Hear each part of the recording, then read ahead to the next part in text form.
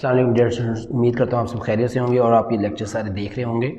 और हम कर रहे हैं फर्स्ट ईयर का मैथ और हमारे पास ये है ALP सीरीज़ है जिसे हम स्मार्ट सिलेबस भी कहते हैं और ये चैप्टर नंबर 9 चल रहा है। लेक्चर नंबर 9 है हमारा और चैप्टर नंबर 9 है और 9.3 का ये थर्ड लेक्चर है। इससे पहले 2 लेक्चर हो चुके हैं और ये थर्ड लेक्चर, इसका लास्ट लेक्चर इंशाल्लाह होगा। और देखते हैं आज किस्म के सवाल हमारे पास हैं। तो ये बुक मेरे सामने है। लास्ट टाइम में हमने क्वेश्चन नंबर 3 तक कर लिए थे। आज हमारे पास क्वेश्चन नंबर जो है इसका 4 है और ये बड़ा इंपॉर्टेंट लॉन्ग क्वेश्चन है। वो कहता है कि find x if tangent square 45 minus cos square 60 is equal to x sine 45 cos 45 tangent 60। अब देखें ये वैल्यू दी हुई है, इनको देखते हैं, ज़रा सॉल्व करने की कोशिश करते हैं कि कहाँ तक। Question number 4, tangent square 45 minus cos square 60 is equal to x sine 45 cos 45 and tangent 60। ठीक है जी, चलें इस सवाल को सॉल्व करते हैं। लेकिन आपको थोड़ा सा रिकॉल करना चाहिए कि इनकी वैल्यूज़ क्या थी। लाइट में लिख देता हूँ ताकि आपको ये बाद में प्रॉब्लम ना करें।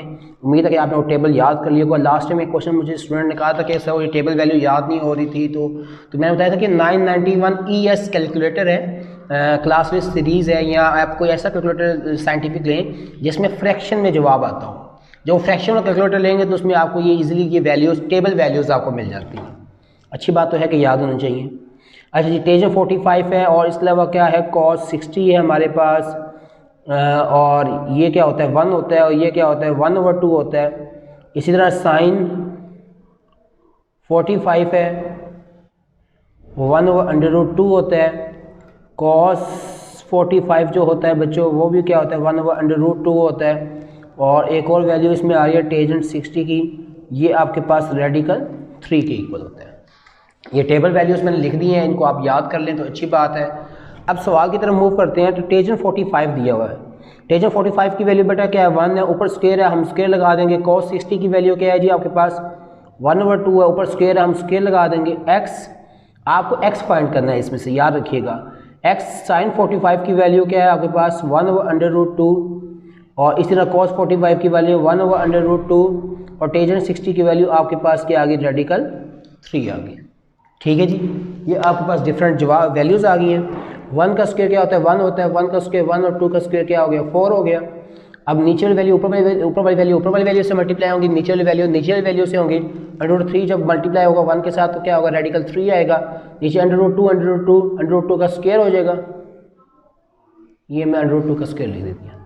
अच्छा, इन दोनों का एलसीएम क्या आ गया 4 आ गया, तो ये आ गया 4 - 1 एलसीएम के रूल के मुताबिक। x और रेडिकल 3 और इसका स्क्वायर से √ कैंसिल होकर क्या रह गया 2 रह गया। 4 - 3 आपके पास क्या होता है बच्चों 3 होता है x, और ये आ गया रेडिकल 3/2। अब आपको क्या फाइंड करना है, ये सिंपल सी एक इक्वेशन बनेगी, आपको x निकालना है। तो ये 2 डिवाइड और इधर जाके क्या हो जाएगा मल्टीप्लाई हो जाएगा और रेडिकल 3 नीचे आके क्या हो जाएगा डिवाइड हो जाएगा। अब 2 1 2 2 2 4 होता है, वो आपने क्या कर दिया कैंसिल कर दिया। ठीक है जी, तो आपके पास बच गया 3 2 रेडिकल 3। अच्छा, अब आपको पता है मैंने आपको बताया था कि 3 की पावर असल में क्या होती है 1 होती है, तो हम इसको 2 हाफ पावर में लिख सकते हैं। रेडिकल 3 इंटू रेडिकल 3 लिख सकते हैं। तो ये आ गया रेडिकल 3 इंटू रेडिकल 3। तो ये रेडिकल 3 से रेडिकल 3 क्या हो गया, तो x आ गया रेडिकल 3/2। तो ये आपके पास आपका आंसर, तो ये आपके पास क्या आ गया आपकी x की वैल्यू। ठीक हो गया जी, चलें बेटा नेक्स्ट सवाल की तरफ मूव करते हैं। नेक्स्ट सवाल देखें ज़रा क्या कहता है उसमें। 5 कहता है find the values of trigonometric function of the following quadrilateral angles. Following quadrilateral angles है। अच्छा, उससे पहले एक कॉन्सेप्ट समझाना चाहूँगा, ज़रा वो समझिएगा। और बच्चों ये आपका क्या हो गया कार्टेशियन प्लेन हो गया। यहाँ पे 0 होता है, ऊपर 0, यहाँ पे π/2, यहाँ पे पाई 3/2 और ये क्या होता है बच्चों 2 पाई होता है। अब होता ये है कि जब जब एक कोई भी फंक्शन वो इस रोटेशन को मुकम्मल कर लेता है उसके बाद दोबारा शुरू करता है तो उसमें और उसके एंगल में कोई फ़र्क नहीं होता। लाइक मैं लिखता हूँ, मेरे पास है ये 360, ये 2 पाई क्या है 360 है। 360 हो या मेरे पास हो अच्छा 360 हो या 0 डिग्री हो, क्योंकि ये 360 0 पे आ गया तो ये क्या, इसकी वैल्यू क्या आएगी दोनों के केस में, चाहे आप मतलब कोई भी फंक्शन रख के देख लें, cos 360 ले लें या cos 0 ले लें, जवाब आपको क्या मिलेगा 1 मिलेगा। मतलब इसमें कोई वैल्यू में चेंज नहीं आता। अब एक और देखिए ज़रा, अब इसी में अगर मैं एंगल ले लूँ 390 ले लूँ, अब वो क्या होगा ऑटोमेटिकली वो कुछ यहाँ पे लाई करेगा, थोड़ा सा उससे आगे होगा क्वाड्रेटिक एंगल से। अब 390 ले लूँ या 330 डिग्री ले लूँ, क्योंकि 360 के बाद कितना है ये प्लस है, 390 को मैं लिख सकता हूँ कि 360 प्लस 30 डिग्री। अब ये आपका ये एक मुकम्मल चक्कर रोटेशन कंप्लीट हो गया। रोटेशन जब कंप्लीट हो जाती है, चाहे वो क्लॉकवाइज हो जाए या एंटी क्लॉकवाइज हो जाए, उसके बाद एंगल जो भी आता है वो वही होता है जो शुरू में होता है, यानी कि 390 हो या 30 डिग्री हो, दोनों की वैल्यू क्या आएगी, सेम आएगी। आप चेक कर सकते हैं, कैलकुलेटर से आप निकाल के चेक करें और मुझे बताइएगा, अगर नहीं जवाब सही आता है तब भी मुझे बताइएगा, ठीक है जी। चले, इसका पार्ट नंबर 1 है मेरे पास, वो है जी सॉरी पार्ट नंबर 4 करना है हमने, और कहता है कि साइन -9 पाई 9/2 पाई। अब ये दे दी हुई है। अब पहली बात तो ये कि उसने किस फॉर्म में दी हुई है, रेडियन की फॉर्म में दी हुई है, पाई की फॉर्म में दी हुई है, तो मैं इसको कोशिश करूंगा कि पाई की फॉर्म में सॉल्व करूं। आपकी मर्जी है, आप इसको कन्वर्ट करके डिग्री के बाद सॉल्व कर लें, इस अप टू यू, कोई इशू नहीं है। लेकिन ज़रा देखें ज़रा, अब 9/2 होता है तो मुझे एक बात बताएं बच्चों, मैं यहीं पे रफ वर्क थोड़ा सा यूज़ कर रहा हूँ, 9/2 ये 4.5 होता है क्या? यानी कि अगर मैं रोटेशन के लिहाज से देखूं इसको, ये कहां पे है, एक चक्कर मुकम्मल हो गया 2 पाई हो गया, दूसरा चक्कर हो गया 4 पाई हो गया, अब ये माइनस में है तो इसकी मैं रोटेशन, अब अगर नेगेटिव आ जाए तो रोटेशन क्या हो जाती है आपकी क्लॉकवाइज हो जाती है। तो मैं यूँ कर लेता हूँ, ये पहला हो गया -2 पाई, दूसरा हो गया -4 पाई। अब उसके लिहाज से उससे कितना आपने आगे जाना है 0.5, ये आधा 4.5, ठीक है जी। अच्छा, ये पूरे 4 हो गए, 4 के बाद यहाँ पे 5वां होना था, लेकिन उससे हमने क्या लिया, आधा लिया, तो आपका कुछ यहाँ पे एंगल लाई कर रहा है इस लाइन पे।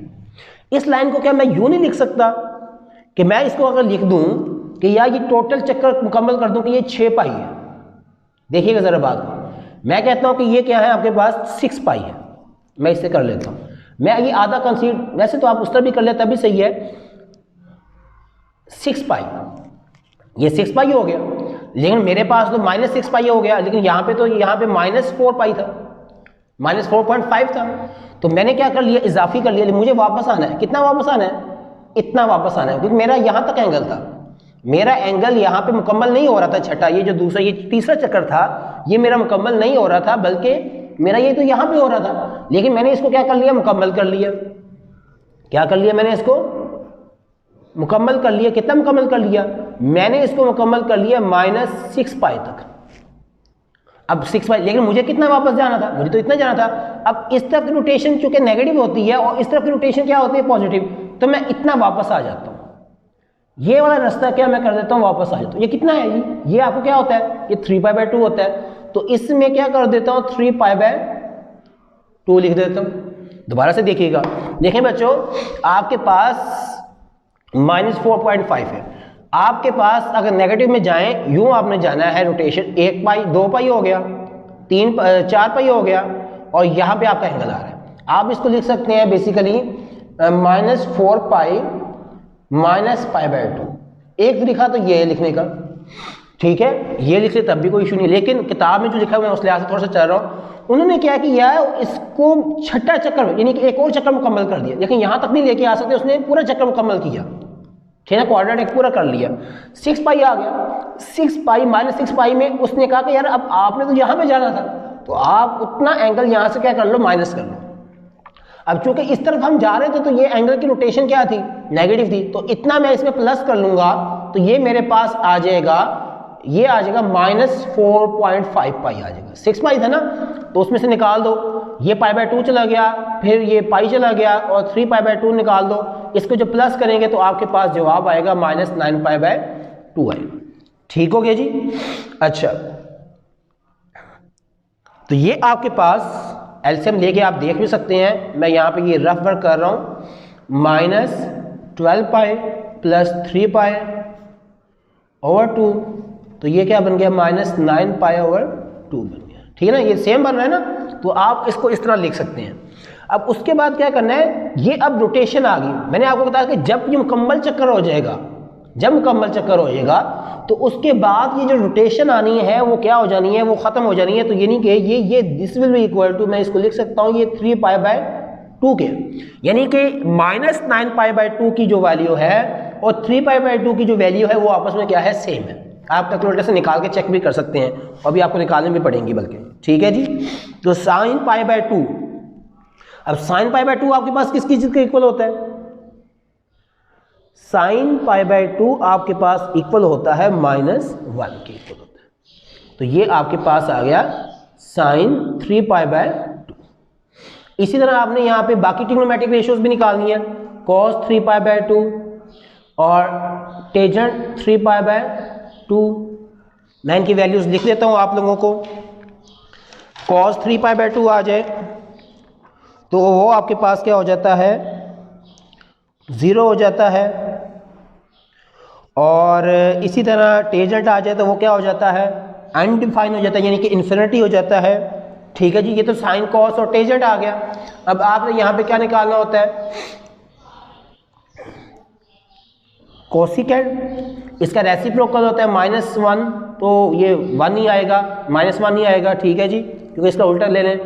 और यहाँ पे कॉस का क्या होता है, सीकेंड होता है, तो ये हो गया जी, इसको हम लिख सकते हैं कॉस, चूँकि हमें सीकेंड पता होता है 1/cos की होता है, तो 1/0 और 1/0 क्या होता है, इन्फिनिटी हो जाता है बच्चों। और इसी तरह टेंजेंट आ जाओ तो टेंजेंट का रेसिप्रोकल में क्या आ गया, कॉट आ जाता है, तो ये आ गया जी 1/∞, क्योंकि आपके पास एंगल क्या होता है, कॉट 1/टेंजेंट होता है, तो टेंजेंट की वैल्यू मैंने पुट कर दी इन्फिनिटी, और 1/∞ आपके पास क्या हो जाता है, 0 हो जाता है।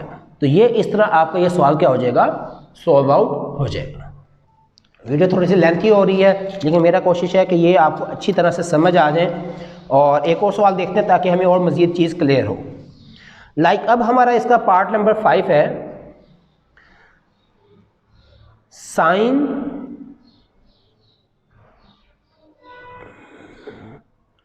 1530। अब देखो उसने इसको कन्वर्ट किया हुआ है डिग्री की फॉर्म में, तो मैं सबसे पहले एक काम करता हूँ, इसको कन्वर्ट कर लेता हूँ रेडियन में। उसके लिए π/180 से क्या करना पड़ता है, मल्टीप्लाई करना पड़ता है। तो जब आप इसको सॉल्व करते हैं तो ये आपके पास बन जाता है बच्चों 17/2π, 17π/2 बनता है। ठीक है जी। अब 17 जो है वो आपको पता क्या है, वो किसका हाफ है। अगर मैं इसको निकालना चाहूँ तो ये बन जाता है 8.5, यानी कि 8 चक्कर मुकम्मल, 4 चक्कर मुकम्मल, क्योंकि ये एक चक्कर वो आपका 2π का होता है। यहाँ पे आया 2π आ गया, दूसरी रोटेशन दी 4π आ गया, 6π आ गया,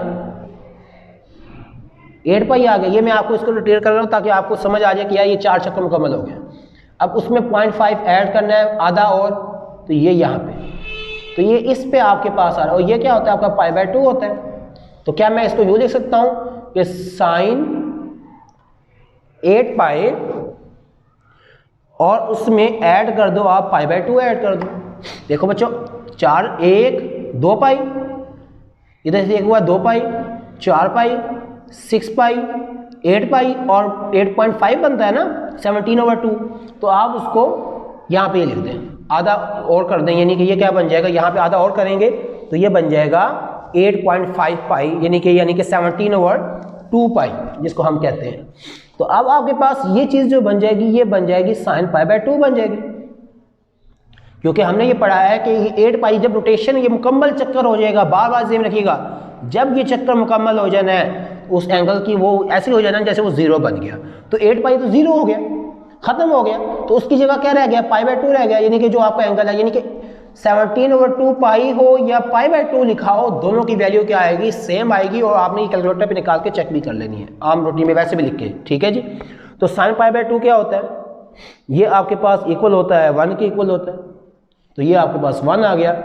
तो ये आपके पास क्या आ गया, sin पाई/2 आ गया। इसी तरह अब आपको क्या निकालना है, cos पाई/2। cos 90 क्या होता है, 0 होता है। टेजेंट पाई/2, जो टेजेंट होता है वो पाई/2 पे क्या हो जाता है, अनडिफाइन हो जाता है, इन्फिनिटी दे देते हैं, ठीक है जी। अब साइन का रेसिप्रोकल क्या है, कोसिकेंट। तो 1/1 विच इज इक्वल टू क्या आ गया, 1 आ गया। और इसी तरह cos का रेसिप्रोकल क्या होता है, सेकंड होता है। पाई/2 लिख लेता हूँ, सेकंड पाई/2। अच्छा, तो ये हो गया 1/0। 1/0 बच्चों के आपके पास क्या होता है, इन्फिनिटी होती है, याद रखिएगा 1/0 आपके पास क्या होता है, इन्फिनिटी होती है। और इसी तरह टेजेंट पाई/2 में आ जाए, तो टेजेंट पाई/2 क्या होता है आपके पास, सॉरी यहाँ पे कॉट निकालना है, कॉट पाई/2। तो 1/∞ क्या हो जाती है यहाँ पे आपके पास, आंसर क्या आया आपका, 0 आया, ठीक है जी। तो ये आपके पास क्या आ जाएगी, आपकी वैल्यूज आ जाएंगी, ठीक हो गया जी, बात समझ आ रही है। अच्छा चले, एक सवाल मैं और ट्राई कर रहा हूँ ताकि आपको मजीद चीज़ें और क्लियर हो।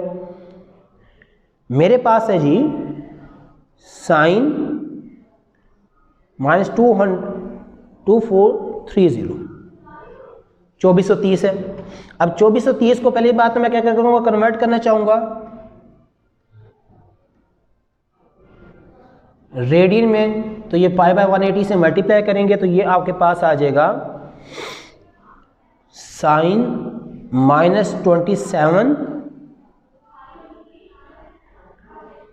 पाई/2, 27 पाई/2 बन रहा है।